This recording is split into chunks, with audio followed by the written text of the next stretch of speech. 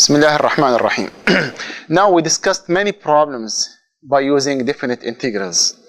We discussed the volume problem, we discussed the area problem, we discussed the average value of a function and so on. Another application for definite integral is to evaluate the arc length. Now what is the problem of arc length, or what is the arc length problem? You know how to find the distance between 2 points in the xy coordinate, right? If you have 2 points here, let us say x1, y1, and another point here, for example, x2, y2, then what is the distance between these two things if you just form the right triangle we have here? So this is like delta x, x2 minus x1, and this is y2 minus y1. So we have a formula for the distance. The distance is nothing but square root of, it is x2 minus x1 all squared plus y2 minus y1 all squared. So for any 2 points given, I can find the distance between the 2 points. The question is the following. If I am given a function, okay, let us assume this is a nice function in the sense that it is continuous, differentiable, etc. This is x, this is y. Now I have a curve, something like this. Okay, this is what we have. We have 2 points here. We have the point A, and at the end we have the point B. The question is, how to find the length of the curve, the distance traveled over the curve. Okay, so what should we do to find the length of the curve? This is called the arc length problem, finding the distance traveled over a curve, which is the total distance here we have. So how to find the length of the curve between A and B, or what we call finding the arc length. Okay, let us do the same trick we used before. What we usually do if we have such kind of problems, new problems, we start partition this interval into like what we call x0, x1, x2, x3, x4. Okay, so let me assume this is x1. I move up to, let us say, for example, I have here a point, let us call it, for example, here xi minus 1, and let us say xi. Then what do we need to do? Instead of evaluating the arc length, what we will do here, we'll take these points, the endpoints here. Okay, let's assume this is, let us say, x2, this is xi minus 1, let us say this is xi, and this is like the value at p. So what we will do, we will try to approximate first the arc length. How to approximate? Instead of evaluating the distance over the curve, we will approximate by evaluating the distance over line segments like this. So I will take the distance between A and x1 to be the distance traveled over the straight line here, or the line segment between these 2 points. And so on. You move to form another segment here and so on. Let us take a typical one. For example, let us concentrate in this interval. So the distance traveled over the curve will be approximated by the distance traveled by what? Over the line here, or the straight line, or the line segment joining these 2 points. Okay, so it is sort of approximation now. So let us start doing this to establish a formula. So what is the length of the ith sub-arc here? Okay, between xi minus 1 and xi we have an arc, so we are evaluating the length of this arc, or we are approximating, not equal to, we are approximating this by what? By the length of the line segment. What is the length of this line segment? If you form a right triangle again, this is what we have. You have what? You have delta xi, and here we have delta yi. So by that formula we have, it says the length of the arc length here is the summation of, it is delta xi all squared plus delta yi all squared. Okay, if we are taking uniform partition, so all delta xi's will be the same. So instead of delta xi, I have only delta x. Okay, we can leave it as it is now. Fine. This is a formula to give me the approximation of the length of the sub-arc length in the ith interval. Okay, fine. I'll try to simplify this expression now. I impose some conditions in the function. So I will assume that this function is continuous between a and b. It is differentiable in the open interval a and b. Okay, so I need the continuity, I need the differentiability of the function, so everything is fine. I can use now the mean value theorem for derivative to simplify this expression. What I will do, you remember the mean value theorem that says if you have delta y, if we apply the mean value theorem, on the interval xi minus 1 and xi. You can always find a point between xi minus 1 and xi whose derivative is equal to delta yi over delta xi. So always we can find a point whose derivative, the derivative at that point, the derivative of the function at that point, let me call it xi star. This is equal to what? This is equal to delta yi over delta xi. This is gained by the mean value theorem. So we have a point in that subinterval whose derivative is equal to delta yi over delta xi. Meaning, I can now replace delta yi. Delta yi will be equal to f prime of xi, let's call it star, multiplied by delta xi. Okay, coming back to the formula we have here, it means our sub-arc is approximately equal to, substituting here, you get the square root of delta xi all squared plus, what is delta yi? Delta yi is equal to this. When you square it, you get the following, f prime of xi star all, okay, let me write it like this first, delta xi all squared, okay? Of course, this is inside the radical. Just imagine now, if we simplify this, we got f prime squared, delta xi squared. Delta xi squared, delta xi squared will be taken as a common factor. So at the end of the day, this is what you have. You have square root of 1 plus f prime of xi star, where this is a point in between xi minus 1 and xi. This is all squared multiplied by delta xi. After taking delta xi all squared common factor, it will be delta xi outside the radical. This is an approximation only for one part, which is the ith part here. If we need to find an approximation for the arc length, the total arc length between A and B, then that arc length will be approximately equal to, we have n sub intervals, so this is what we have. It's I equal to 1 up to n, and what we have here is square root of 1 plus f prime of xi star. As I said before, if I'm taking delta xi's to be the same for all subintervals, so it is enough to write here what? Delta x instead of delta xi. Fine, we are at the last point now.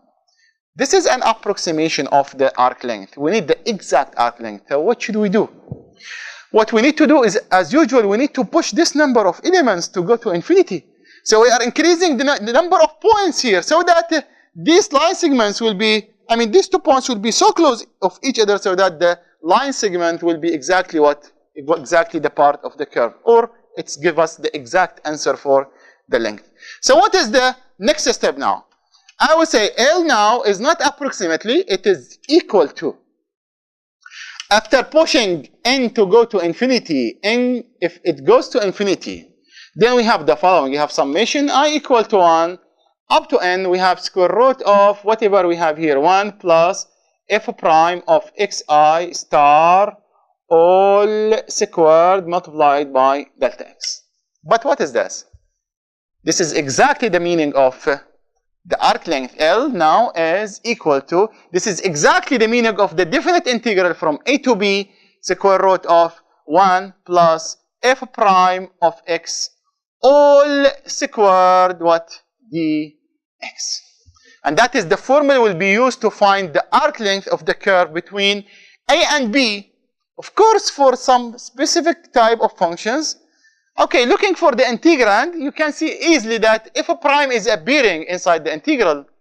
And if we need to use fundamental theorem of calculus, we need this function to be continuous. So we need to impose a condition in the function that the function should be continuous, differentiable, and its derivative is also what? Continuous. So we need the continuity of the first derivative of the function between a and b, closed interval a and b. How to apply this formula to get the answer for some specific questions about arc length. Let me summarize the case first, then apply it in some exercise. So I will write here the summary of this discussion we made as case number 1. So we will write the conditions and the result here. So what do we have here? We assume that we have y is a function of x, and we are given that x is between a and b. So we are talking about a piece of the graph of the function that is between a and b. Okay, we need to make some assumptions. We will assume now that the derivative of the function f prime, the derivative function here, is continuous on this specific interval given, which is a, b. So we need the continuity of the derivative over the interval. Then what is the result? Then the result is the length of the curve,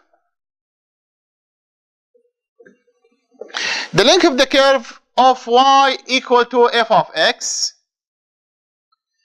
from the point, let us say a, which is given by coordinates a, f of a, this is the first point, to another point, let's call it b, which is given by the value b and f of that value, f of b, okay, is given by this nice formula that says the length of the curve is equal to the integral from a to b square root of, you can write it as 1 plus f prime, or you can write it as 1 plus dy by dx all squared dx. Okay, so that is a summary of what we have done here. So we establish now the formula to get what? To get the length of the curve over a specific interval. How to apply this formula in some questions? That will be the next point.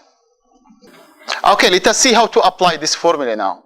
We have a question that says, find the length of the curve y equal to 4 radical 2 divided by 3 x to the power 3 over 2 minus 1 between 0 and 1. Okay, this is clearly a function that is continuous over that closed interval, okay, and it is differentiable over that closed interval. Let us see if the derivative is continuous also over the closed interval. What is dy by dx? That's what we need to find in the formula here. dy by dx is just 4 radical 2, this is constant, over 3 times, of course we just take this one down, so it is 3 over 2, and we subtract 1, so this would be 3 over 2 minus 1, that is 1/2, and the derivative of minus 1 for sure is equal to 0. Okay, simplifying, you have the 3 will be cancelled, the 3.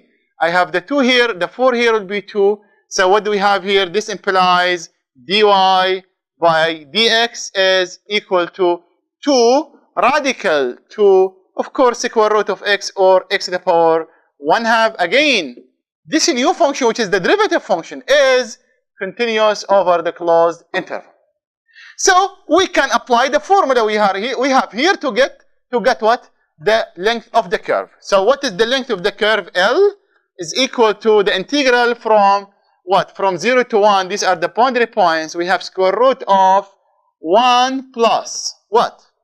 Dy by dx all squared. So we need to square this quantity here. Squaring 2 will get 4. Squaring radical 2 will be 2.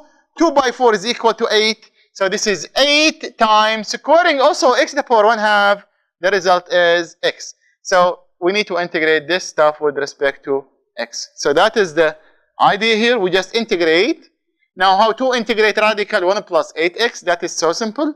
We need the derivative of this, which is 8. So the answer will be 1 over 8 times 1 plus 8x all to the power 3 over 2 times 2 over 3, evaluated from 0 to 1, and this is equal to. So the derivative of 1 plus 8x is 8, so we need to multiply by 8, divide by 8, so that's what we have here, and then we integrate, so we have the function and its a derivative here. So it is just raising the exponent by 1, dividing by 3 over 2, so that's multiplication by 2 over 3. If we simplify, 2 with 8 will be 4, 4 by 3 will be 12. So that's what we have here, 1 over 12 times. Okay, now let us substitute. Now forget about the constants. We multiply 2 over 3 by 1 over 8, and we got 1 over 12. Okay, substituting 1 now, we have 1 plus 8. 1 plus 8 is 9. 9 to the power 3 over 2. 9 to the power 3 over 2. That's equal to 3 squared to the power 3 over 2. When you multiply, you get 3 to the power 3. And 3 to the power 3 is 27. Minus. At 0, this is equal to 1, so it's minus 1. So the final answer is equal to, if you like, this is equal to 27 minus 1, that is 26. So this is 26 over 12 dividing by 2. This will be equal to 13 over 6. So that is exactly the length of the curve y equal to 4 radical 2 over 3 x to the power 3 over 2 minus 1 in between 0 and 1. More examples about the formula. More examples to see how to apply this formula. Okay, let us taste another exercise here. Another nice exercise in my opinion is this. Example that it says find again the length of the curve, find the arc length or find the length of the curve, and we are given like a specific function which is like this, y equal to x cubed over 12 plus 1 over x, and the interval here is given to be between 1 and 4. Between 1 and 4. Okay, fine. So again, we have very nice function here. In between 1 and 4, this function is continuous. It is differentiable. We have no problem. The singularity at 0 here, and it is outside the interval, so we don't care about that. Between 1 and 4, this is very nice function, differentiable, continuous. Its derivative also is continuous. We will see this. Okay, let us try to find the derivative of the function, dy by dx. dy by dx is, if you just take the 3 down, this will be x squared over 4. Why? Because we have 3 over 12 is 1 over 4. Plus, that is twice, the first one is x cubed over 12. Okay? Oh, sorry, I'm talking about dy by dx only. Sorry, I'm just taking dy by dx. So, plus what? Okay, fine. Sorry for this. X squared over 4. I am differentiating only now. So, I'm not yet squaring both sides. Okay, x squared over 4 minus 1 over x squared. The derivative of this is x squared over 4 minus, okay, it's plus, but the derivative of 1 over x is minus 1 over x squared. That's what I'm trying to find now. dy by dx. Again, this function is continuous over the closed interval. So we can apply the formula we have here. To apply the formula, we need dy by dx all squared. Okay. All squared means all of this squared. So what is that? It is x squared over 4. I will write it like this. All squared minus twice the first one, x squared over 4 times the second one, that is 1 over x squared. Okay? Plus the second one squared. 1 over x squared all squared. That's exactly what we have. After squaring, so this will be all squared. Then we can use the formula for expanding the square of the difference. And that's exactly what we have here. But look carefully for this. Look here, dy by dx all squared. This implies, of course, dy by dx all squared equal to. Let us simplify things here. The first term, I leave it as it is. X squared over 4 all squared. Okay, fine. What about the second term? Look, x squared, cancelling x squared. You have 2 over 4 is equal to 1/2. So it is minus 1 over 2 plus the second one, I leave it as it is. 1 over x squared all squared. Fine, interesting. Let us see now what will happen if I add 1 to this quantity. If I add 1, I get the following. 1 plus dy by dx all squared. Now just imagine now, if you are adding 1 to the whole quantity here. If you are adding 1 to the whole quantity here, it means you are adding minus 1/2 plus 1. Okay? So now let us add 1 to this. 1 plus dy by dx all squared. Okay, what do you got here? If you are adding 1, then simply this will be x squared over 4 all squared. When you add 1, this will be plus 1/2 plus 1 over x squared all squared. So I'm adding 1 here, plus 1 minus 1/2. This is exactly equal to 1/2. Now look carefully for this. Squaring dy by dx, meaning squaring all of this stuff, we got minus 1/2 here. Adding 1, we end up with plus 1/2 here. So what is this actually? Is a perfect square. It is x squared over 4, and this is very important, observation. We have, after adding 1, we come back to a perfect square that is plus, this is 1 over x squared all squared, okay? This is very interesting. Now, we plug it in the formula to get the answer. So what is the arc length then? The arc length will be the integral of, okay, we have it from 1 to 4. We need square root of this. Square root of this, so square root of that one. This is always non-negative, so square root of it will be just x squared over 4 plus 1 over x squared dx. Okay, fine. Let us now integrate and see the answer. If we integrate, this will be equal to x cubed over 12. Okay, this is x to the power minus 2, so it is x to the power minus 1 over minus 1. So that is minus 1 over x. Evaluating from 1 to 4. Okay, let us evaluate this expression between 1 and 4. So what is the answer for that one? This is equal to. Okay, substituting 4, you got 64 over 12. We just substitute 4 here to get 64 over 12 minus 1 over 4. So that is the evaluation at 4. Minus, if we substitute at 1, we will have 1 over 12 minus, if you substitute 1, you have what? You have it 1. Okay, fine. So let us simplify now. 64 over 12 minus 1 over 12, that is 63 over 12. We have minus 1 over 4 minus 1, so it's plus 1. Plus 1 minus 1 over 4 is plus 3 over 4. Okay, simplifying by dividing by, if you divide by 3, for example, you have here 21 over 4 plus 3 over 4, which is exactly equal to 24 over 4, and this is equal to what? This is equal to 6. So that is the solution of the second exercise here, where we have y equal to x cubed over 12 plus 1 over x, and we are interested in finding the length of the curve between 1 and 4, and it happened to be equal to what? It happened to be equal to 6. Now let us combine the arc length idea with the fundamental theorem of calculus part 1. Okay, so let us consider the following exercise now. The next exercise I have for you is this.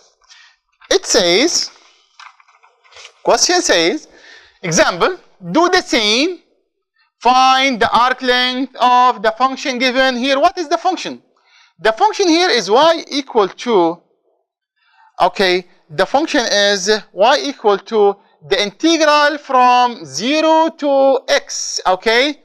And we have here square root of cosine of 2t dt. This is our function of x. Is it a function of x? Yes, it is. We have y is a function of x. This is defined in terms of integrals. Okay.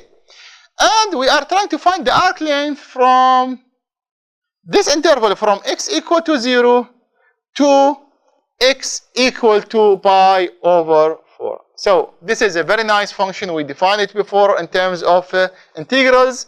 We use what we call fundamental theorem of calculus now, part 1, to evaluate the derivative and etc. How to find the arc length? The formula says always you need to find dy by dx in these kind of functions, and then add 1, take square root, integrate. That's exactly what the theorem says, or the formula says. So let us find dy by dx first now. What is dy by dx equal to? Now dy by dx, by the fundamental theorem of calculus, it is nothing but substituting x here.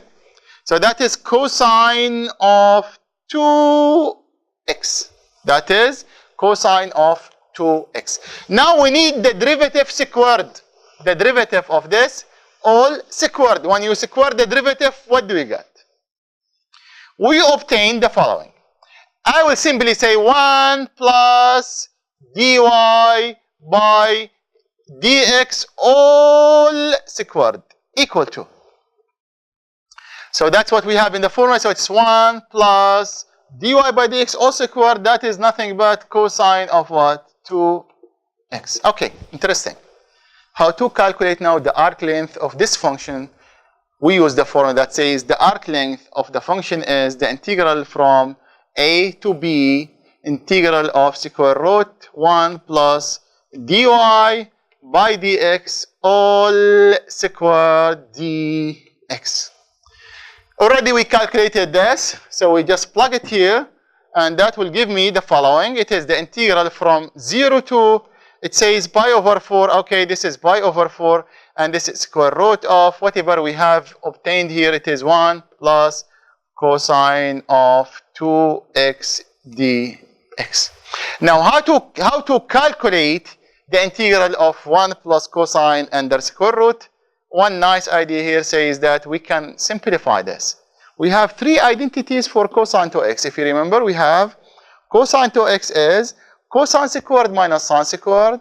We have another one that is 2 cosine squared minus 1. And we have a third one which is written in terms of sine 1 minus 2 sine squared of x. Okay, I will use one of them to simplify this. So this is exactly equal to the integral from 0 to pi over 4. And you can rewrite cosine 2x. Let me remind you here. Cosine of 2x, remember this. Cosine of 2x is equal to 2 cosine squared of x minus 1.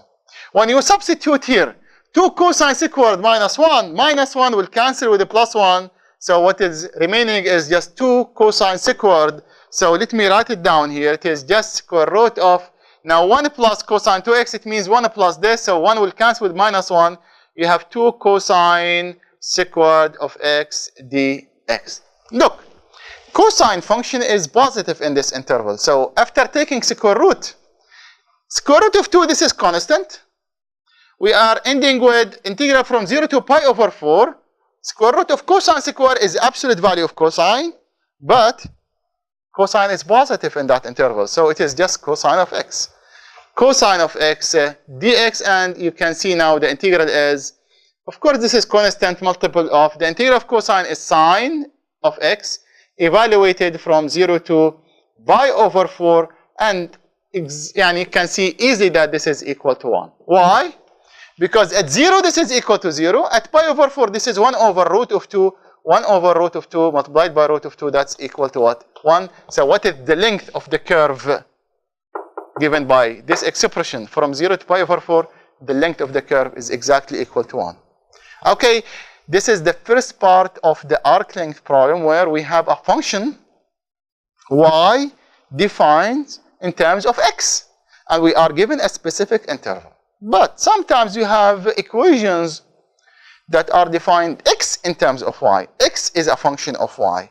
We are given a specific also interval. How to find the length of the curve in that case, that will be our second part of this discussion.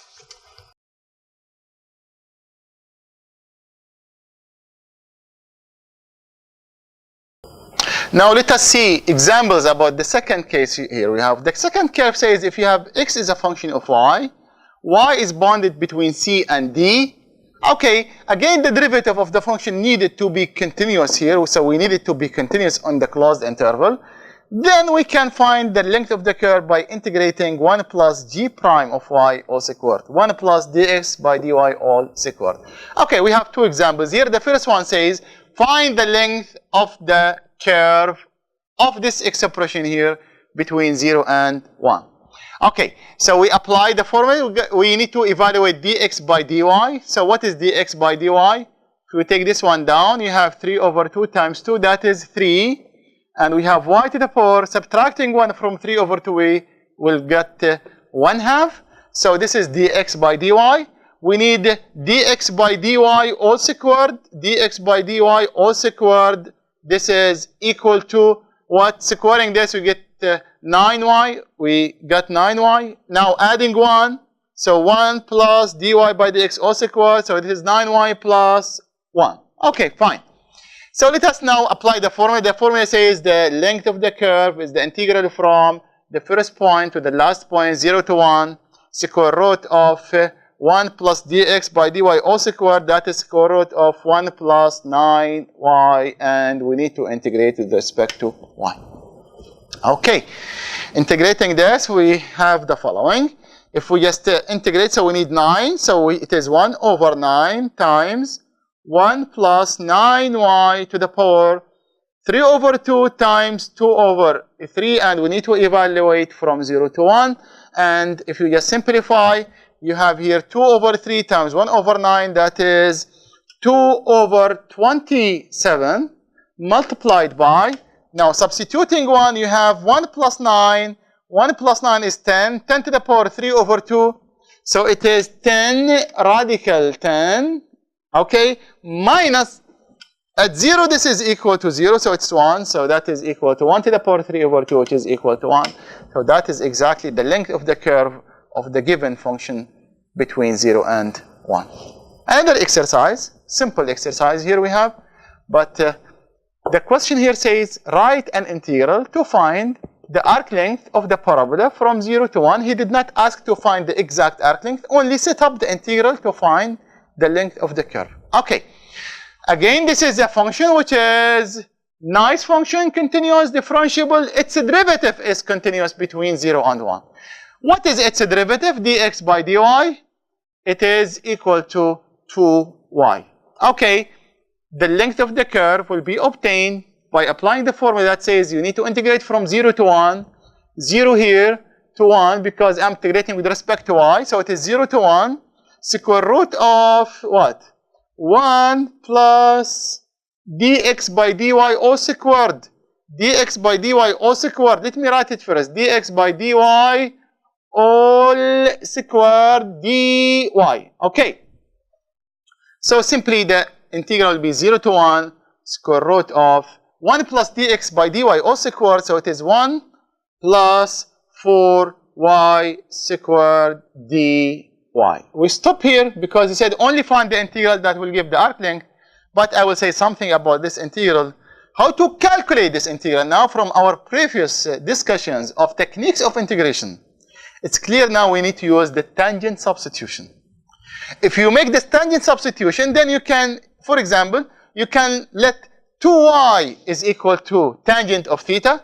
So we'll end up with the integral of secant cubed. Once you get the integral of secant cubed, you need to use integration by part to get the final answer. So this is very nice equation to be, continue to the end. And that is a good exercise for the audience to, go ahead and continue evaluating the integral. But the question says only set up the integral, do not evaluate. Okay, that is the second case we have where we have a function between c and d, and the function is x written in terms of y. So that is the second formula. Now, the last point is we need to discuss something called the arc length function. That is a function whose contribution is to evaluate arc length at a specific point. That will be our last point.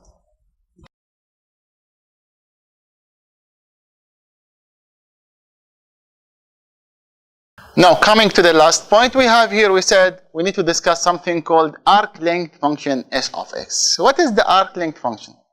Now, assume we have a function y equal to f of t.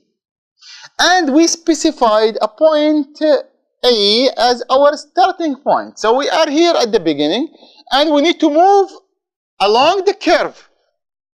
There is a function that will give us the distance traveled over the curve at any point x. So if we specify the point x, for example, here, so we are interested in finding what? The length of the curve from this point A to that point x.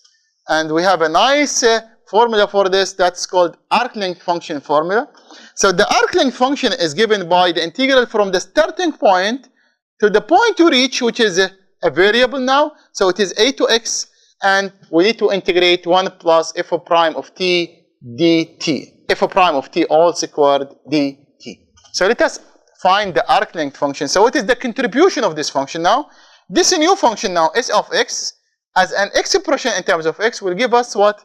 The distance traveled over the curve from this point to the terminal point. Okay, so let us apply it here. Find the arc length function of the curve given here. And he said taking A as your starting point. So what would be the arc length formula then? Okay, S of x, the arc length function, is defined to be the integral of, okay, our starting point is 1, terminal point is x, this is a, moving point, it's variable here, and we have square root of 1 plus f prime of t all squared dt. Okay, fine. So let us evaluate f prime of t, squaring it, adding 1, simplify, take the integral. What is f prime of x first? What is f prime of x first? Okay, we did this example before. It is x squared over 4 plus minus 1 over x squared. Okay, that is the derivative here. Substituting t, squaring, adding 1, you can show that this is 1 plus f prime of t all squared. If you refer back to my previous examples, I did exactly the same question here. So it's the same argument will give me that all of this squared, 1 plus all of this squared will be just t squared over 4. And instead of minus, we will have 1 over, okay, that is t squared all squared. Okay, I remind you of this calculation here. I remind you of this.